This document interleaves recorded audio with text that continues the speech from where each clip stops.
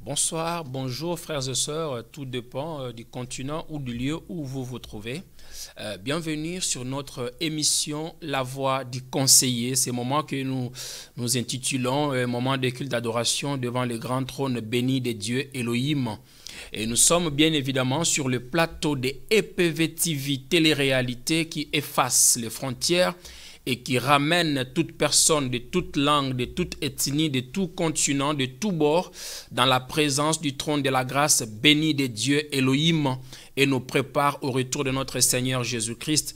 Je vous exhorte, frères et sœurs, de prier pour cette servante de Dieu, la chaîne EPV TV Télé-Réalité qui nous permet de vous rapprocher partout où vous êtes, malgré vos calendriers aussi chargés, malgré vos emplois du temps aussi costauds, pour vous donner de la peine, amoureux et amoureuses de la parole de Dieu, de suivre cette émission. Nous recevons beaucoup de coups de fil grâce à ce travail que nous faisons ensemble. Je vous ai toujours dit, partager cette émission, c'est aussi gagner une âme.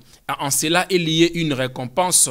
Le Seigneur dira lui-même, pas un apôtre, pas un prophète, lui-même le Seigneur dira, celui qui parlera de moi à un homme, moi aussi, Yehoshua Amashia, assis à la droite de Dieu le Père et en même temps sur le trône, je parlerai aussi de vous. Voyez-vous, c'est pourquoi je te dis, ton clic, c'est une évangélisation. Donc il y a une sœur, il y a un frère, il y a une famille qui n'attend juste que ton clic pendant cette émission et le Seigneur te fera du bien. Alors rapprochez-vous, surtout ne change pas de chaîne, restez branchés à cette émission. Le Seigneur a une parole très merveilleuse, une bonne nouvelle à t'annoncer ce soir. Alors, nous étions dans la présence de Dieu, il nous a donné ce thème à partager ce soir. Voyez, vous et nous, donc le thème de ce soir, c'est « Je suis sauvé, docteur, rembourse mon argent ». Voyez-vous, je suis sauvé, docteur, rembourse mon argent. Il faut que les docteurs remboursent l'argent de ceux qui sont sauvés. La Bible ne nous a pas laissé ignorants sur ce thème ici et il nous a éclairés. Alors partagez, invitez des amis. Ne gardez pas ces trésors pour vous-même. Vous savez quoi? Quand Dieu a parlé à Abraham, Abraham était seul avec Dieu. Il pouvait aussi garder cette bénédiction pour lui. Mais Abraham a décentralisé sa bénédiction et son salut jusqu'à nous. Aujourd'hui, nous parlons de Jésus. Donc ne garde pas cette parole pour toi-même. Partage cela. La Bible dit, nous sommes dans le livre de Luc. La Bible dit, après autrefois nous avoir parlé par nos pères, les prophètes et les apôtres, en ces temps de fin de la grâce, Elohim, là où il est assis sur son grand trône de la grâce bénie de Dieu, il a dans sa main droite des étoiles pour préparer l'église à maturité et à parole, car Meshia arrive. Et parmi ces étoiles-là qu'il détient dans sa main droite, le prophète Luvunga Moïse Damien LMD est une de ceux-là. Vous voyez, suscité à dessein à ce temps de fin de la grâce pour préparer l'église en parole et en maturité, en ayant comme le toile de fond la vision de l'éternité, car c'est notre but principal, notre mission principale pour laquelle Dieu nous a appelés, nous a associés à cette tâche aussi merveilleuse, à cet appel aussi glorieux. Voilà, donc nous dirons, lorsque la parole et l'esprit se marient, il se passe toujours quelque chose dans la vie des enfants de Dieu. Alors la Bible dit, le Dieu d'Israël est un Dieu qui vient au soir, marchant au milieu de ces 7 chandeliers d'or. L'Apocalypse nous le révèle, que ces 7 chandeliers d'or sont les 7 églises que Jean a vues dans le sud-est de l'Asie mineure. Alors les étoiles sont de lumière, de lampes qui éclairent. Ce sont de lumières qui éclairent ces 7 églises. Donc le 7 chandeliers représente les 7 églises où l'esprit l'esprit de Dieu. Voyez-vous, et les étoiles sont des lumières qui doivent éclairer ces lampes qui sont les églises de Dieu. Alors ici, nous sommes aujourd'hui dans le livre de Luc. Donc la gare centrale aussi nous révèle ces choses-là. Moi j'appelle l'Apocalypse la gare centrale parce que là-bas, Dieu a révélé à Jean ce qui était, ce qui est et ce qui vient. Donc ce qui était autrefois Israël, ce qui est Jésus-Christ qui est monté sur la croix, et ce qui vient, c'est la fin de temps. Voyez-vous, ce qui était, ce qui est et ce qui vient. Voyez-vous, la gare centrale dans l'Apocalypse nous révèle que cette parole ou cette prophétie que Dieu avait confiée à Jean, Dieu ne l'a pas directement confiée à Jean. Cette parole prophétique, cette parole, cette prophétie, parce que la prophétie est la parole de Dieu lui-même. Donc cette prophétie, Dieu l'a confiée d'abord à Jésus, Jésus l'a confiée à Jean, Jésus l'a confié à l'ange, l'ange l'a confié à Jean, et Jean nous les a retransmis à nous, pour qu'à notre tour aussi, nous puissions retransmettre ça à l'église corps de Christ. Je répète, lorsqu'il a appelé Jean dans l'île de Patmos, il lui a montré la vision du trône de la grâce. La Bible dit, c'est un Dieu qui vient au soir marcher au milieu de ces 7 chandeliers d'or. Le 7 chandeliers d'or représente son église de ce temps de fin de la grâce. Voyez-vous, et les étoiles sont des lumières qui doivent éclairer l'église de Dieu. Voyez-vous, donc ces étoiles-là, ce sont des hommes étoiles, ce sont des anges, des serviteurs de Dieu que le Seigneur a suscités à ce temps de fin de la grâce. Alors comment les choses se sont-elles passées? Nous l'avions dit, Dieu a confié cette parole à Jésus, Jésus l'a confié à l'ange et l'ange l'a confié à Jean. Et ensuite il lui a dit, prends ce livre de la prophétie, avale-les. Dans ta bouche, il te sera comme du miel, mais dans ton ventre, tu le sentiras amer parce que ça va apporter la guérison à l'intérieur. Alors la parole déclare, heureux celui qui écoute et qui lit. Heureux celui qui lit et ceux qui entendent les paroles de la prophétie et gardent les choses qui y sont écrites, car le temps est proche. Heureux ceux qui lisent et qui écoutent la parole de la prophétie et qui gardent ces choses. Voyez-vous, car le temps est proche. Bien évidemment, le temps est proche. Messia arrive. Nous l'avions dit que Jésus-Christ est Alpha et l'Oméga. Mais entre Alpha et l'Oméga, au milieu, il y a Emmanuel. Emmanuel a laissé des prophéties et il a révélé son cœur à l'apôtre Jean. J'appelle l'Apocalypse, le livre de la révélation, j'appelle ce livre-là la gare centrale. Donc il prend les commencements de la Bible, ce qui y est, et il révèle aussi ce qui va venir dans un temps aussi proche. Alors pour ne pas inventer les choses, nous allons lire les Écritures. Nous sommes bien dans Luc chapitre 8 à partir du verset 41. Et voici, il vint un homme nommé Jairus, qui était chef de la synagogue. Il se jeta à ses pieds et le supplia d'entrer dans sa maison, parce qu'il avait une fille unique d'environ 12 ans qui se mourait pendant que Jésus y allait.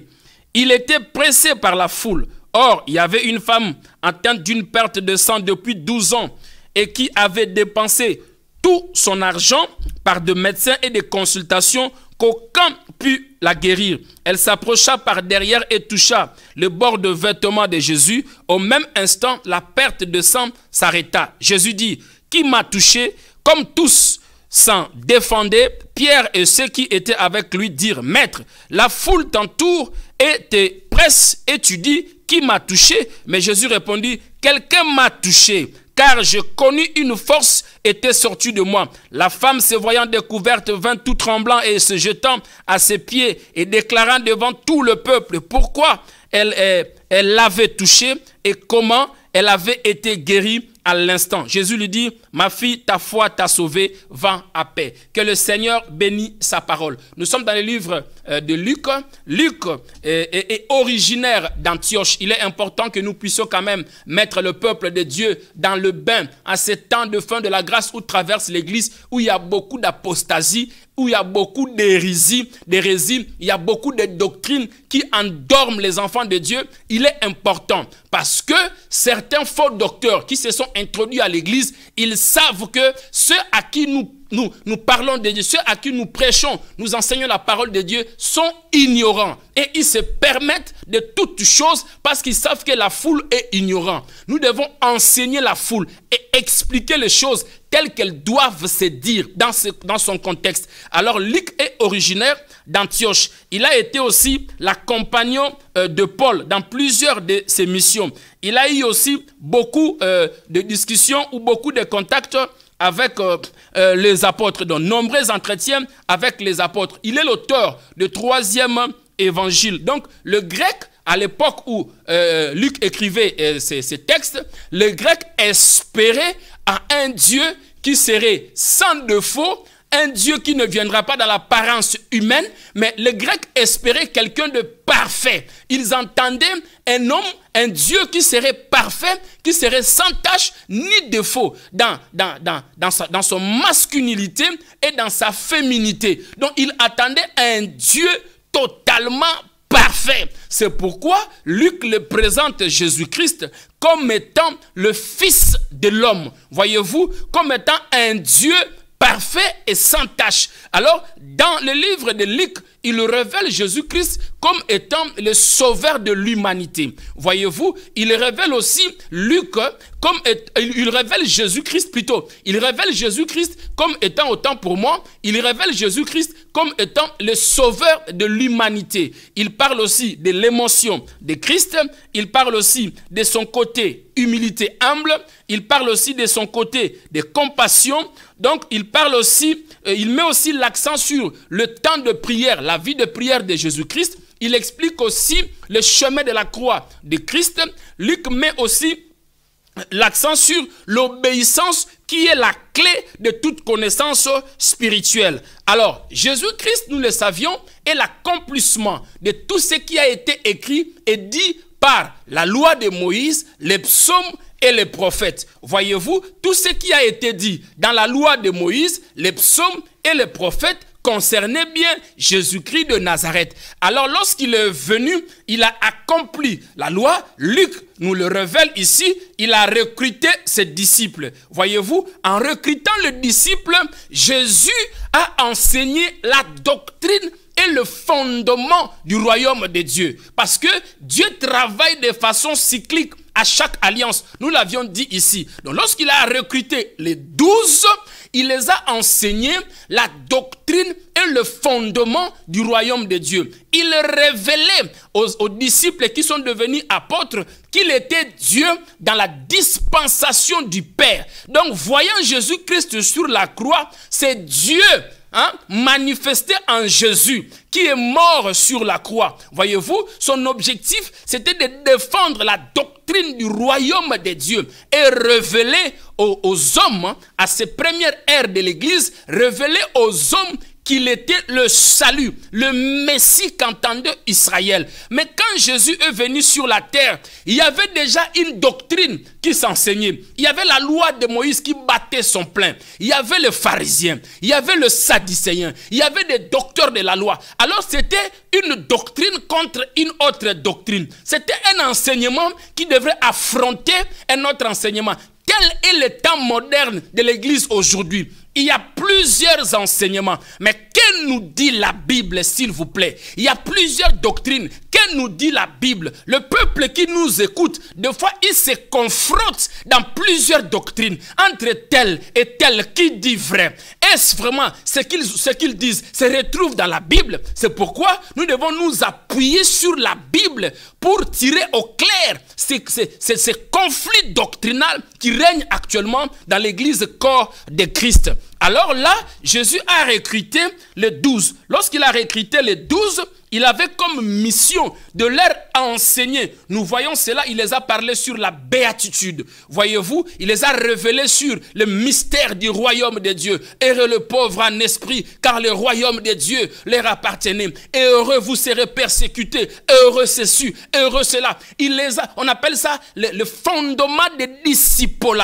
Écoutez-moi, il n'y a pas d'appel appelle d'homme Dieu, il n'y a pas quelqu'un qui est devenu serviteur de Dieu sans passer par les disciples-là. Voyez-vous, tu ne peux pas, parce qu'il n'y a pas d'appel sans passer par la repentance, le salut, la conversion, la pratique d'œuvres dignes de la repentance, le baptême d'eau et du Saint-Esprit. Il faut d'abord passer par ces béabas de la foi chrétienne. Et en cela seulement, tu auras un appel pour le ministère. Voyez-vous, donc lorsque tu n'as pas le béaba de la foi chrétienne, le fondement et la doctrine du royaume de Dieu, je me pose des questions. Qui t'a appelé? C'est pourquoi le thème d'aujourd'hui, je suis sauvé. Docteur, rembourse mon argent. Les docteurs doivent rembourser de l'argent. Il y a des docteurs qui se sont infiltrés dans l'église locale. Parce que dans l'église corps de Christ, Judas Iscariote n'a jamais existé. Mais dans l'église de Jérusalem, il était là. Mais il n'a pas empêché Jésus-Christ de révéler la doctrine du trône et qui il était. Et la raison de sa venue et sa mission sur terre. Voyez-vous, donc lorsqu'il a recruté les 12, il les a enseignés sur la béatitude, il les a révélés sur le fondement et la doctrine du royaume de Dieu, en passant par la résurrection du fils de Naïn. Nous sommes dans Luc, chapitre 7. Donc, en passant par la résurrection du fils de Naïn, là encore, nous allons parler de ces choses-là. Parce que les gens ont dit, un cortège venait, une foule venait, ils se sont croisés tous les deux. Jésus venant sur la terre, tous les miracles qu'il faisait, il avait pour un seul objectif, affirmer sa divinité sur la terre. Que le Seigneur vous bénisse, parce que les docteurs doivent rembourser l'argent. Les gens sont sauvés. Après avoir eu la confrontation de deux cortèges, et là encore, il fait éloge de Jean-Baptiste. Quand il finit de faire éloge de Jean-Baptiste, Marie de Magdala va le rencontrer. Voyez, pour lui oindre le parfum d'huile d'albâtre. Voyez-vous, pour préparer son corps à l'ensevelissement. Il dira aussi à Marie de Magdala, tes péchés te sont pardonnés. De génération en génération, lorsqu'on parlera de moi, on parlera aussi de toi. Parce que Marie de Magdala était originaire lui aussi de ville de Magdala ou de Migdol. Nous parlerons de ces choses-là. C'est trop profond. Voyez-vous, nous parlerons de ces choses. Où est-ce qu'il avait trouvé les parfums? Où est-ce qu'il avait acheté les parfums? Est-ce qu'il a acheté les parfums dans la bouteille ou il avait une bouteille à côté? Il achetait. On parlera de toutes ces choses-là en détail et en profondeur. Et celle qui était, elle a été aussi délivrée de 7 démons. Comprenez sa peur. C'est pourquoi il était très attaché au Seigneur. Voyez-vous, il était très attaché au Seigneur parce qu'il pensait que les 7 démons allaient revenir. Mais Jésus lui a fait comprendre que quand tu es sauvé pour de bon. Voyez-vous, donc après avoir passé par l'histoire de Marie de Magdala, il y a aussi la jeune femme qui est venue le rencontrer. Jésus a rendu service à plusieurs femmes dans le livre de Luc. Luc nous le révèle. Il a guéri Marie de Magdala. Il y avait Suzanne aussi, la femme de l'intendant de l'Hérode, qui était venue à sa rencontre. Et d'autres femmes aussi. Il bénéficiait aussi des services de ces femmes, lui-même Jésus. Dans son ministère sur la terre, quand il faisait de bien à ces femmes-là, et les femmes sont plusieurs fois victimes de ces doctrines qui s'est infiltré à l'église actuelle. Jésus avait aussi des femmes qui l'entouraient. Et le livre de Luc met l'accent de l'importance de la femme et de l'enfant. Voyez-vous, autour de Jésus-Christ. Donc, il a fait du bien à beaucoup de femmes. Parmi tant d'autres, nous avons Marie de Magdala, nous avons Suzanne qui était la femme de l'intendant d'Hérode, nous avons même Marie, sa propre mère. Il y a eu beaucoup de femmes. Il y a eu 9 maris et tant d'autres qui l'ont entouré. Après cela, Jésus donnera les paraboles de semeur, que la semence qui doit tomber sur la bonne terre. Voyez-vous, après les paraboles de semeur, il va donner le parabole sur le lampe. Lorsqu'on allume une lampe, on doit le mettre sur la table pour éclairer toute la maison. Voyez-vous, donc un homme de Dieu étoile, un homme de Dieu lumière doit éclairer l'église par la révélation de l'auteur, de largeur, longueur et profondeur de la personne de Jésus-Christ de Nazareth, car nous sommes dans la nouvelle alliance. Après avoir donné les paraboles sur le lampe qui doivent être mis sur l'autel de l'église, le Saint-Esprit doit éclairer l'église par sa parole. Jésus va apaiser la tempête. Voyez-vous, nous n'avons pas quitté que nous pépez la kanama toy. Nous avons Voyez-vous, le vent a des oreilles. Il a écouté la voix de son Créateur. Il a apaisé la tempête. Et peu importe la tempête qui souffle dans ta vie, le Seigneur a la capacité de l'apaiser. Alors, juste après avoir apaisé la tempête, écoutez-moi très bien, juste après avoir apaisé la tempête, et lorsqu'il a apaisé la tempête, je vous rassure que les disciples dormaient. My God, les disciples dormaient. Ils ont senti le vent, ils se sont réveillés, ils étaient paniqués comme si ils allaient mourir. La Bible dit Jésus n'a pas paniqué. Pendant que les disciples paniquaient, ils n'avaient pas encore Jésus-Christ en eux.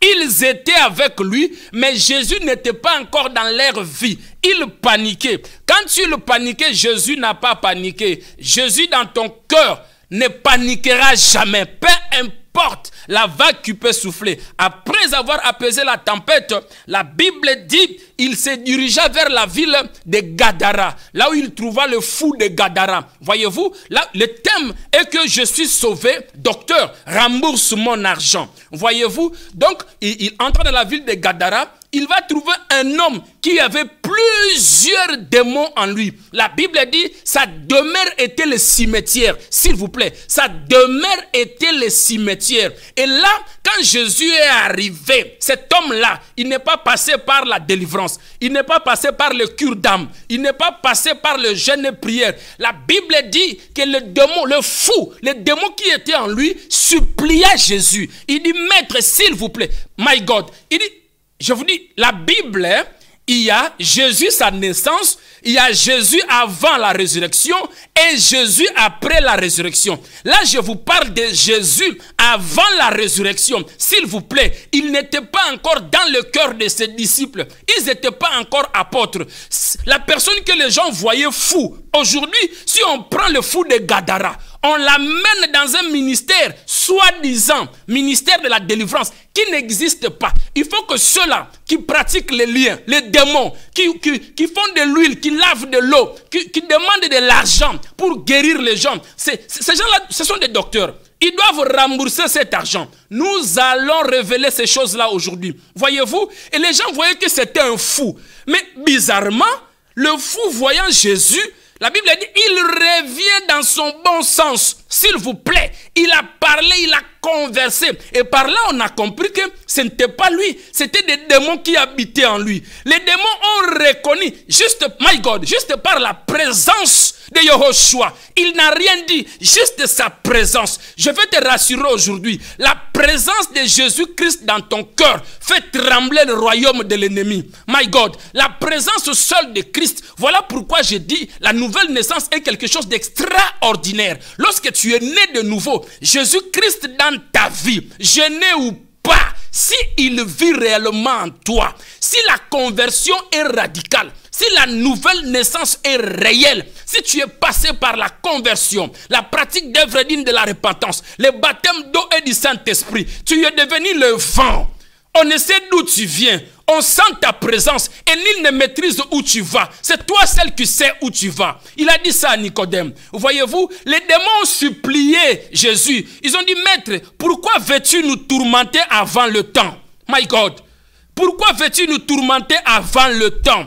Et écoutez, il y avait des Juifs qui ne croyaient même pas à la doctrine de Jésus, étant Dieu dans la disposition du Fils. Mais à cause de la présence de Jésus, les démons n'avaient pas le pouvoir de quitter le fou, entrer à une autre personne, même pas un païen, là où se trouvait Jésus. C'est fort. Voyez-vous, nous entendons dans les délivrances, nous voulons prier, fermez les portes, attention, le démon va quitter quelqu'un, va rentrer dans une autre personne. My God, où se trouve cette doctrine-là dans la Bible? Les démons n'avaient pas le pouvoir de quitter le fou de Gadara, d'entrer même à un commerçant de porceau, à cause de la présence de Jésus. C'est Jésus qui devrait les diriger, où ils devraient partir. Ce n'est pas notre thème d'aujourd'hui. Les docteurs doivent rembourser l'argent. Ils doivent nous expliquer ce qu'ils enseignent au peuple de Dieu. En tant que prophète de la nouvelle alliance, suscité en ce temps de fin de la grâce pour remettre Jésus-Christ au centre de l'église, nous sommes dans la nouvelle alliance. Le message est christocentrique. Mon cœur saigne comme Ésaïe. Mon cœur saigne comme Esaïe. L'objectif, même ceux qui passent à EPV TV, comme dans toutes les églises de la France ou ailleurs dans le monde entier, de remettre Jésus-Christ de Nazareth au centre de l'église. Voyez-vous, que nous dit la Bible? Voyez-vous, il faut que cet évangile de la grâce embrasse toute l'église locale comme corps de Christ. Voyez-vous, les démons n'avaient aucun pouvoir d'entrer à quelqu'un. Alors qu'ils pouvaient quitter, entrer à une autre personne, mais comme Messia était là, nous parlerons de ces choses-là dans notre séance, le mystère des anges. Voyez-vous, les anges déchus et les anges de Dieu, comment est-ce qu'ils fonctionnent? Voyez-vous, ils n'avaient aucun pouvoir de quitter le fou de Gadara, d'entrer à une autre personne. Seul Jésus devait leur ordonner là où ils pouvaient entrer. Même ceux qui étaient là où se trouvait le porceau, ils ont bénéficié de la grâce parce que les démons ne les ont pas affectés à cause de la présence de Jésus. Et toi, tu as Jésus. On te dit tu es lié. On te dit tu as des démons. On te dit que les démons vont quitter ton père, va rentrer dans ton corps. Alors que Jésus était dans la ville de Gadara, les démons lui ont supplié où il devrait aller. Mais c'est même Jésus-là, après la résurrection, il dit, tout pouvoir m'a été donné dans les cieux, sur la terre et sous la terre. Il habite en toi et on te dit que tu es lié, enfant de Dieu. À moins que ta conversion soit... Si c'est quand ton pasteur te dit en tant que chrétien, tu es lié, il doute de ton salut. Il veut te dire, malgré tout ce que je t'enseigne, tu n'es pas encore enfant de Dieu. Malgré tout ce que je t'enseigne, tu n'es pas encore converti. Quand on te dit tu es lié, tu as des démons. Voilà ce que ça signifie. Et la Bible dit, il a ordonné aux démons d'entrer dans le porceau qui se sont précipités, la pente escarpée dans le lac de Galilée. Ils se sont précipités dans le lac de Galilée. La nouvelle s'est répandue dans toute la ville de Gadara. La nouvelle s'est répandue dans toute la ville de Gadara. Au point où Jésus, il y avait une foule tellement qui le suivait, tellement qu'il faisait de miracles. Les miracles qu'il faisait, l'objectif, c'était de ramener les gens à l'obéissance de sa personne, de révéler qu'il était Christ. S'il vous plaît, la foule le pressait. La Bible dit qu'il a quitté la ville de Gadara. Il est allé de l'autre côté, il a pris le lac de Galilée pour aller dans l'autre côté de la ville. Alors que là-bas, il y avait, s'il vous plaît, un chef de la synagogue. S'il vous plaît, alors qu'un chef de la synagogue, c'est quelqu'un qui maîtrise la loi de Moïse, normalement, il ne devrait pas approcher Jésus. Parce que c'était contre la loi de Moïse. Voyez-vous, c'était contre la doctrine de la loi. Parce que Jésus était venu avec une autre doctrine, se proclamant qu'il était Dieu. S'il y a une raison que les Juifs ont ramassé des cailloux et ils ont voulu jeter à Jésus, s'il y a une raison qu'on lui a fait monter sur la croix, c'est parce que lui qui est humain, my God, lui qui est homme, osait aussi se dire qu'il était fils de Dieu. C'était la cause. C'est pourquoi un homme de Dieu, un prophète, un pasteur, un évangéliste, un docteur qui est venu avec la doctrine de la grâce, de révéler Jésus-Christ de Nazareth comme étant la seule solution, le seul moyen. Cet homme-là ne sera pas aimé par ceux qui prêchent la délivrance, ceux qui prêchent le business show. Parce que après avoir enseigné les démons, après avoir enseigné des liens, regardez les pratiques. Les enveloppes d'argent sortent dans les églises. C'est écrit où? C'est écrit où, s'il vous plaît? Regardez les pratiques. Il faut qu'on vous lave avec de l'eau. Il faut qu'on vous donne de l'huile. Tout ça là, c'est écrit où? Nous sommes dans la nouvelle alliance. Nous sommes à partir de l'acte des apôtres. Voyez-vous, jusqu'à la consommation, à la gare centrale, le livre de l'Apocalypse. Et quand tu prêches ces choses-là, ces personnes se sentent concernées parce que tu es en train de briser leur business. Ils vont tenter même de te pirater toi-même par les poisons. Mais chez moi, si tu oses, tu auras l'idée, tu vas concevoir l'idée à ton premier-né, tu vas l'exécuter à ton dernier. Comme Josué a dit à Jéricho. Vous voyez-vous? Vous comprenez? Donc lorsque le fou a été guéri, la nouvelle s'est répandue et voilà un chef de la synagogue. Bien qu'il était de la synagogue, my God, je demande au chef de la synagogue de se rallier au message de la grâce. Au message de remettre Jésus-Christ au centre de l'église. Parce que cet homme-là, il était coincé. Bien qu'il croyait à la loi de Moïse, mais il était coincé. La Bible dit que sa fille était à l'article de la mort. Il était prêt à mourir. Il dit non, non, non, non, non, non. Je ne vais pas mourir à cause de la loi de Moïse. Ma fille est en train de mourir. Je m'en fous de cette doctrine de la loi. Je vais aller voir cet homme. My God, il y a des personnes qui finiront par dire, je m'en fous de cette histoire de lien. J'ai besoin du salut. My God. Voyez-vous, ce chef a dit, je m'en fous de cette loi. La loi n'a pas guéri. Moi-même étant chef de la synagogue, ma fille est en train de mourir. Alors qu'il y a un Messia, il y a un sauveur qui peut donner la vie à ma fille. Je vais courir. Voyez-vous, et le chef de la synagogue a couru vers le Messie, my God. Il est allé rencontrer Jésus-Christ de Nazareth. Alors la Bible dit, chemin faisant, il y avait une femme qui était atteinte de perte de sang. Pendant 12 bonnes années, s'il vous plaît. Les femmes peuvent bien comprendre ce que je dis. Donc, dans 5 jours seulement, les femmes sont indisposées. Et la Bible dit, lorsque tu dépasses cela, tu es sanctionné d'une femme impure. Pendant cette période, selon la loi de Moïse, on devrait mettre la femme à l'écart. Donc, elle était exclue de la société, condamnée par la loi de Moïse, condamnée par les Sanhédrins, condamné par... C'est comme aujourd'hui. Voyez-vous, l'évangile que nous prêchons aujourd'hui, c'est l'évangile de condamnation. Parce que cette femme-là était condamnée. On lui a mis de côté. On lui a dit que tu as des liens. On lui a dit que la loi dit ceci. La Bible dit que cette femme-là avait dépensé toute son économie et tous ses revenus auprès de médecins, de consultations. Mais il n'avait pas trouvé solution à son problème. Tu as tellement dépensé de l'argent auprès des docteurs qui se sont infiltrés. Ce ne sont pas des appelés. Ce sont des docteurs, des médecins qui se sont infiltrés à l'église. Ils vous font des consultations. Ils vous font des cures d'âme. Et en cela, vous payez beaucoup d'argent. Comme cette femme ici. Cet argent sera remboursé. Cet argent sera remboursé. Trop, c'est trop. L'escroquerie dans l'église corps de Christ. Trop, c'est trop. On en a marre. Nous devons dire ces choses-là clairement. La Bible a dit qu'elle a dépensé toute sa fortune, toutes ses économies. Combien de femmes qui sont ruinées? Ce sont les plus victimes. Ce sont les victimes. Plus ce sont des femmes qui sont victimes de ces choses-là à l'église corps de Christ. Aujourd'hui, dans l'église moderne, plus ce sont des femmes. Voyez-vous? Donc elle a dépensé tout ce qu'il avait. Luc nous le révèle. En tant que médecin lui-même, nous le révèle. Il dit, elle a dépensé tout son argent qu'elle avait. Voyez-vous, auprès des consultations et de médecins. Mais elle n'avait pas trouvé gain de cause. Elle n'avait pas trouvé gain de cause. Qu'est-ce qu'on t'a pas prêché à l'église? Quel appel de fonds qu'on n'a pas fait? Qu'est-ce que tu n'as pas fait? Depuis que tu donnes cet argent, qu'est-ce que tu as trouvé? Qu'est-ce que tu as reçu comme solution? Voyez-vous, 3 jours, 300 €, d'or au sol, demain tu verras ceci. Là, ça devient un contrat de travail. Donc, entre ton chef et le subordonné, avec une promesse de résultat. Et s'il n'y a pas le résultat, si on te porte plainte, et s'il ne trouve pas le résultat, tu lui demandes 5 000 €, s'il donne ça, et si demain il ne voit pas ce que tu lui as promis, vous voyez là où ça peut finir? Tu finiras par rembourser. Les docteurs doivent rembourser l'argent. Cette femme, les médecins lui ont ruiné. Tout ce qu'elle possédait, la loi l'a condamné. Ceux qui prêchent le lien, ceux qui prêchent la délivrance aux enfants de Dieu, s'il vous plaît, aux enfants de Dieu, à ceux qui sont nés de nouveau. Vous voyez, aux enfants de Dieu. Vous savez, lorsqu'ils vous disent ces choses-là, c'est-à-dire quoi? Avant que tu ne sois convaincu, il faut que la personne puisse te convaincre.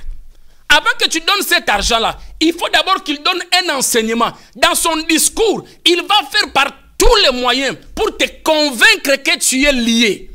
Il va tout dire.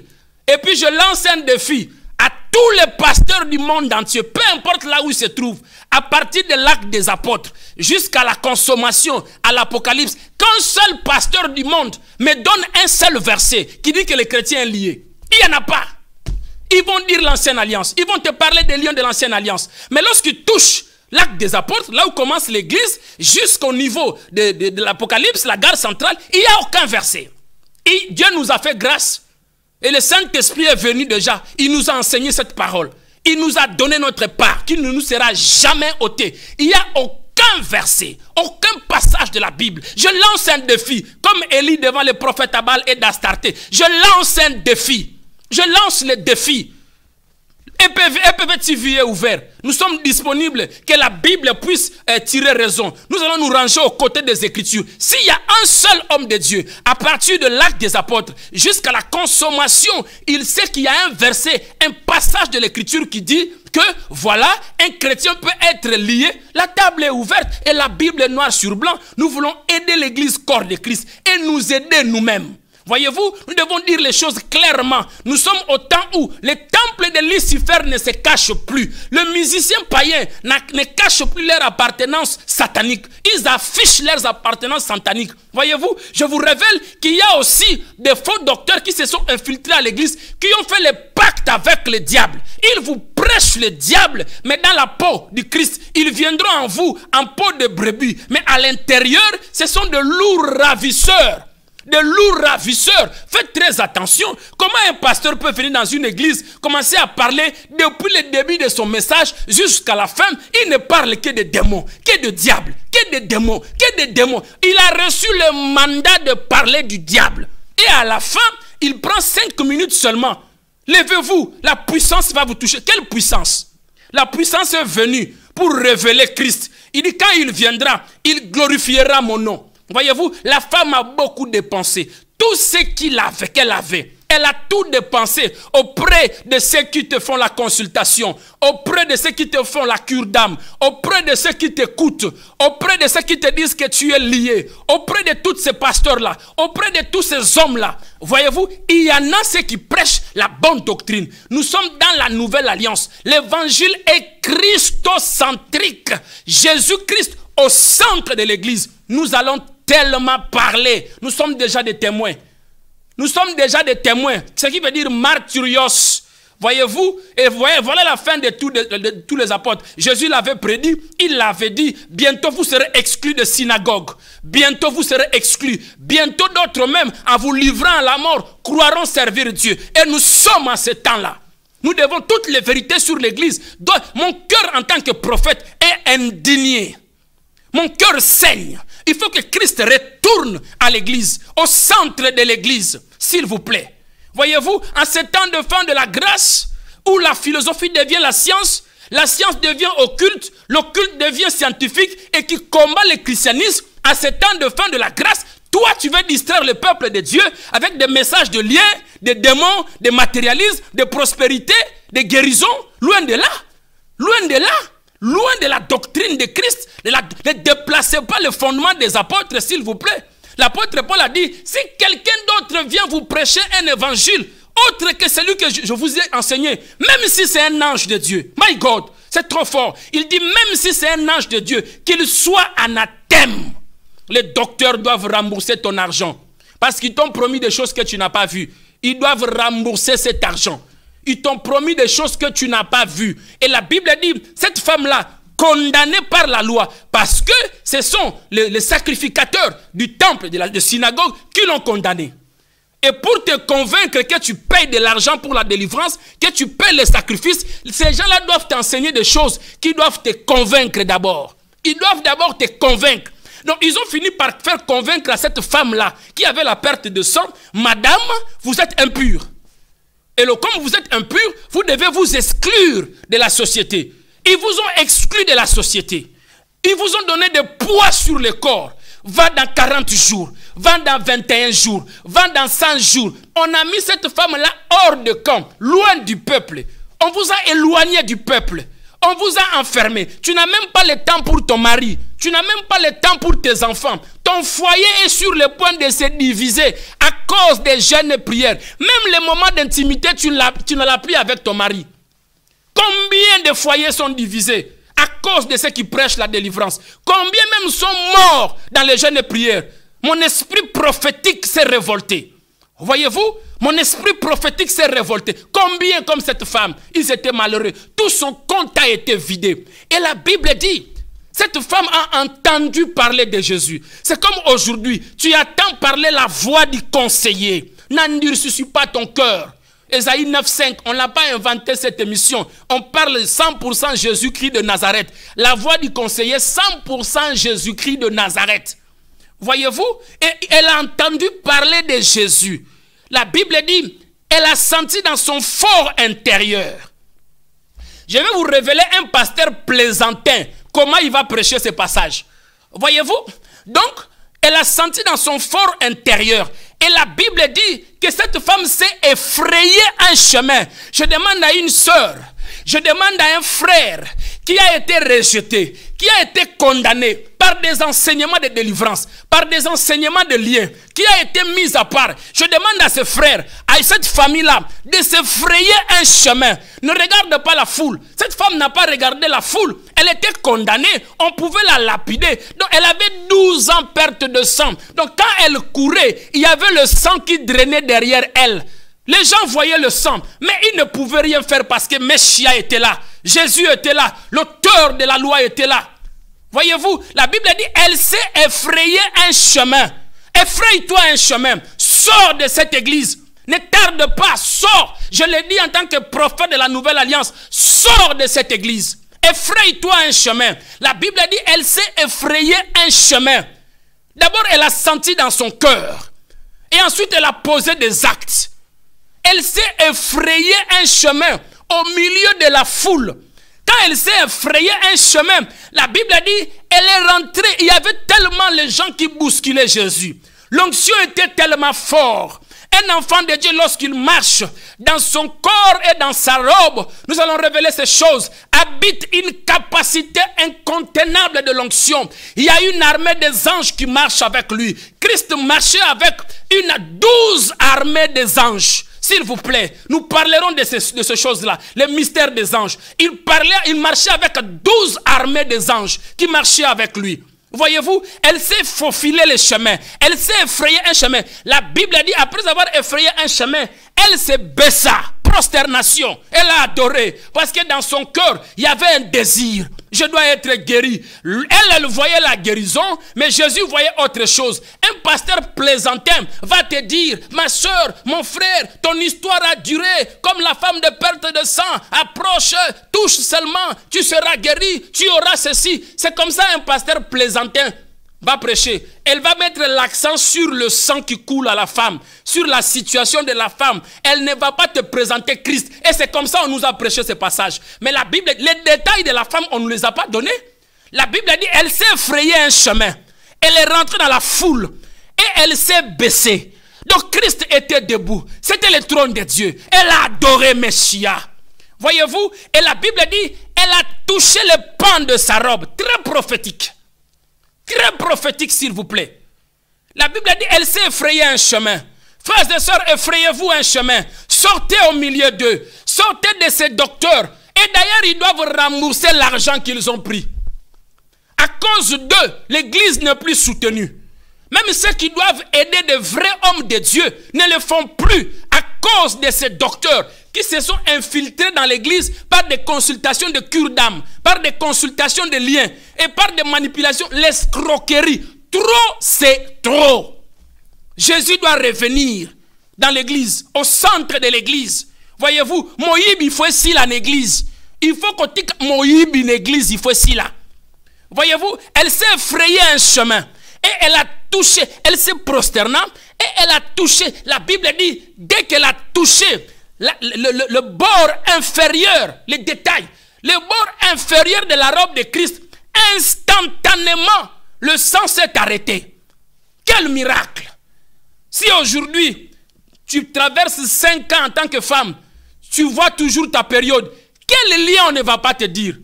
Quel démon on ne va pas te citer? Voyez-vous, on va même interdire aux hommes de s'approcher de toi pour le mariage. Voyez-vous, même pour un fiançailles, c'est la personne à qui tu t'es confié. C'est lui-même qui dira aux hommes, n'approchez pas cette femme-là. Elle est sorcière, elle est sirène, elle a des démons, elle a ceci. C'est même la personne qui te délivre, qui va interdire les gens de se marier avec toi, de t'approcher. Voyez-vous, et quand elle a touché, il y avait une révélation parce que la loi s'accomplissait. Or, dans Nombre chapitre 15, le verset 31 jusqu'à 40, la Bible dit, l'Éternel le Dieu parlant à Moïse, il dit, tu diras aux enfants d'Israël, ce serait une loi perpétuelle, de génération en génération. Ils vont se construire une tunique et sur le bord de leur tunique, tu attacheras une frage avec une bande de blé, une corde de blé. Il dit de génération en génération, tu diras aux enfants d'Israël. Voyez-vous, tu diras aux enfants d'Israël, ils vont se construire une tunique. Et sur le bord inférieur de leur tunique, tu mettras une frange avec une corde bleue. Lorsqu'ils regarderont cette corde bleue, ils se souviendront de tous les commandements que je vous ai prescrits. Car ils doivent être saints. C'est pourquoi la femme là, quand elle a touché le bord de son vêtement, elle s'est convertie. Parce que la corde bleue, la robe, le frange et la corde bleue identifiaient, jusqu'aujourd'hui en Israël, identifient quelqu'un qui est juif de souche. Donc Jésus ayant la tunique, il s'identifiait qu'il était le Saint de Dieu, sorti du Père. C'est pourquoi la femme, étant elle-même juive, elle a eu la révélation. Il faut que je touche, avant d'être guéri, il faut d'abord que je devienne juif de nature. Il faut d'abord que je touche le pan de la robe. Parce que la robe identifiait les juifs. Voyez-vous, identifié. Jésus avait la robe, la tunique royale. Et quand tu touches à cette tunique-là, tu reçois l'identité, l'ADN du surnaturel. Elle s'était d'abord convertie avant d'être guérie. Elle a touché le pan de sa robe, la bordure inférieure. Alors que tout Israélite de souche, Dieu a dit ça à Moïse. Je n'invente pas. Lisez dans Nombre chapitre 15. Ça s'est accompli à Luc 8. Voyez-vous, il dit la loi perpétuelle, de génération en génération. Cette tunique aujourd'hui, ce n'est pas une robe naturelle. C'est ton identité. Si quelqu'un est en Christ, il est devenu une nouvelle créature. L'ancienne robe est passée. Et voici toute chose est devenue nouvelle. Tu touches le pan de la robe. Tu reçois une nouvelle robe. Jean l'a vu à l'Apocalypse. Lorsqu'on a fini de lui montrer le trône de la grâce, quand il descendait, il a posé la question à l'ange. Il a dit, et ceux-là qui sont sur les parvis qui chantent, qui sont-ils? L'ange lui a dit, ce sont ceux-là qui ont lavé leurs habits par le sang de l'agneau. On leur a été donné, ça c'est la nouvelle alliance, on les a donné une robe blanche. Et c'est cette robe-là que la femme de perte de sang a touché le pan de sa robe. Et quand elle s'est sentie guérie, cette femme a voulu fuir. La Bible dit, elle a voulu passer inaperçue. Non, homme de Dieu, quand quelqu'un est guéri dans ton église, selon ta prédication, quand quelqu'un est délivré, dès qu'il veut fuir, pose-lui une question, il faut qu'il s'arrête. Pose-lui une question. Mais non, non, non, on ne pose pas de questions. Quand la personne reçoit sa guérison, quand la personne est délivrée selon ta doctrine, la personne fuit et tu ne lui poses pas la question. La Bible dit, la femme, lorsqu'elle a senti, elle s'est sentie qu'elle était guérie elle-même, elle a voulu partir inaperçue. Mais une question drôle lui a fait arrêter. Jésus a dit, et pas nanga bayagato okei. Non, non, non.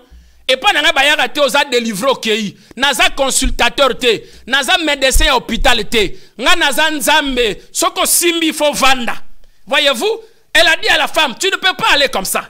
Moi, je ne suis pas un médecin de l'hôpital, d'une clinique. Je ne suis pas un délivreur.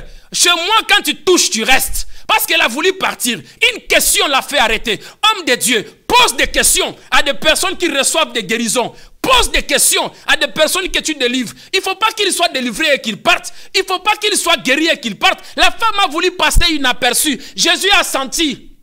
Il y a une différence entre la chair qui touche.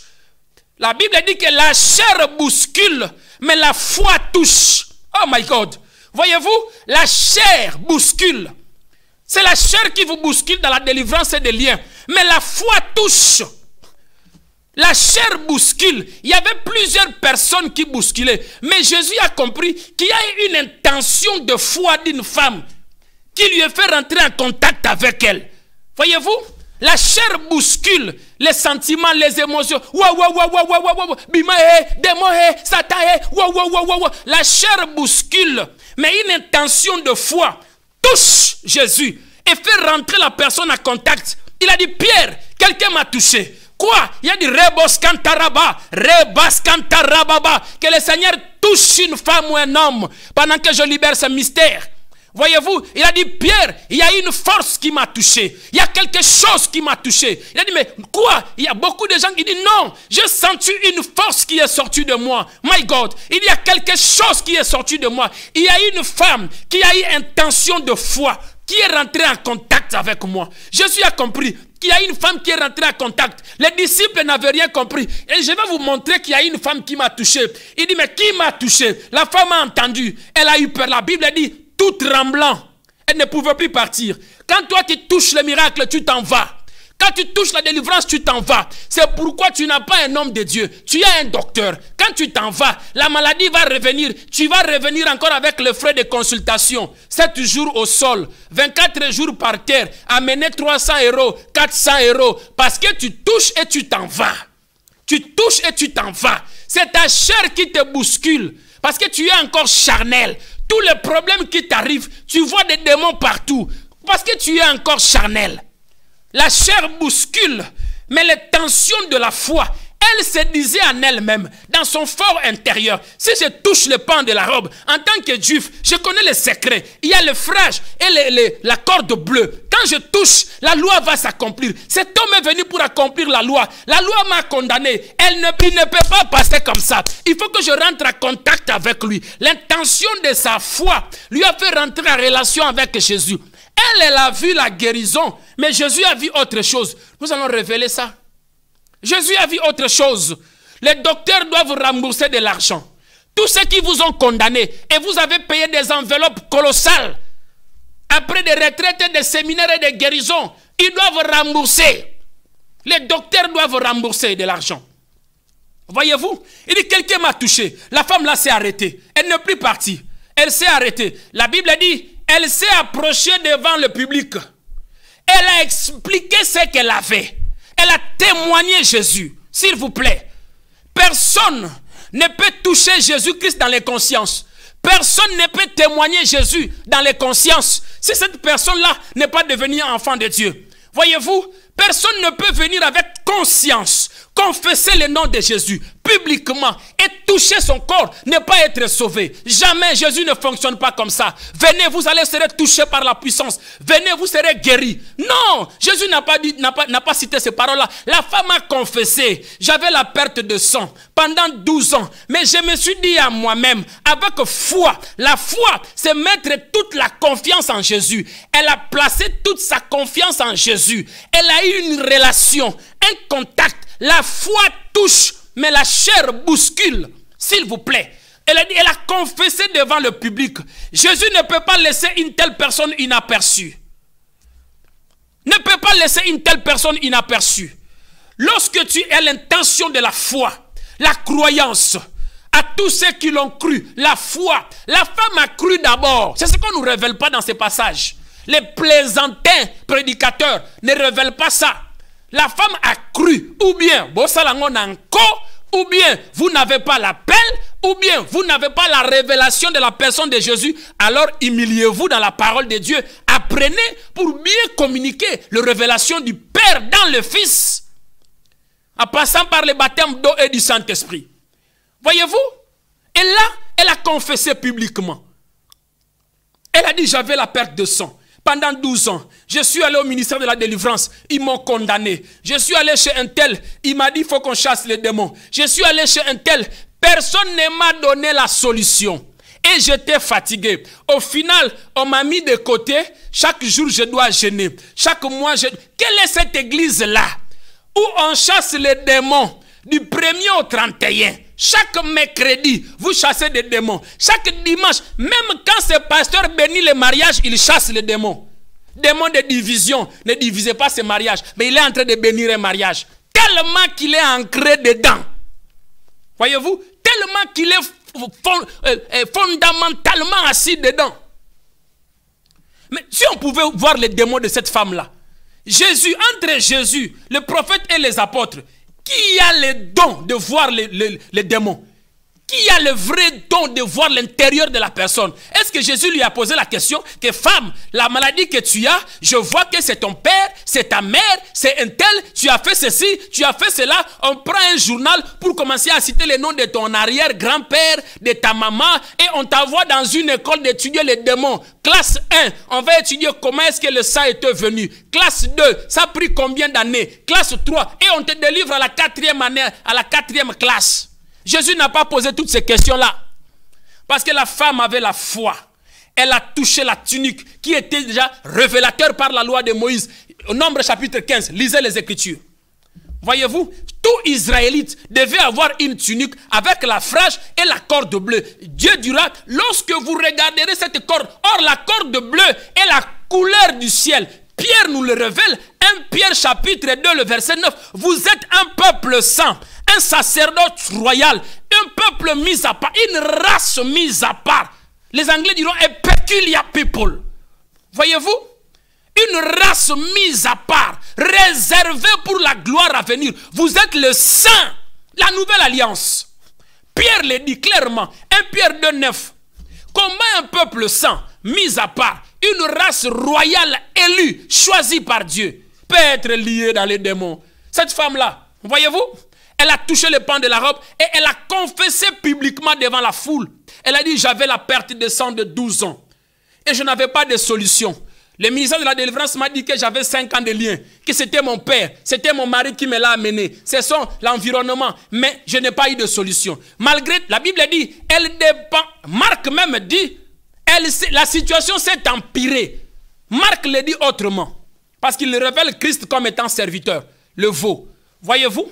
Il dit, la situation s'est empirée depuis que tu gênes, depuis que tu pries, depuis que tu payes des enveloppes et des enveloppes à ce docteur qui doit te rembourser ton argent. Depuis que tu payes ces enveloppes-là, la situation s'est empirée. Rien n'a changé.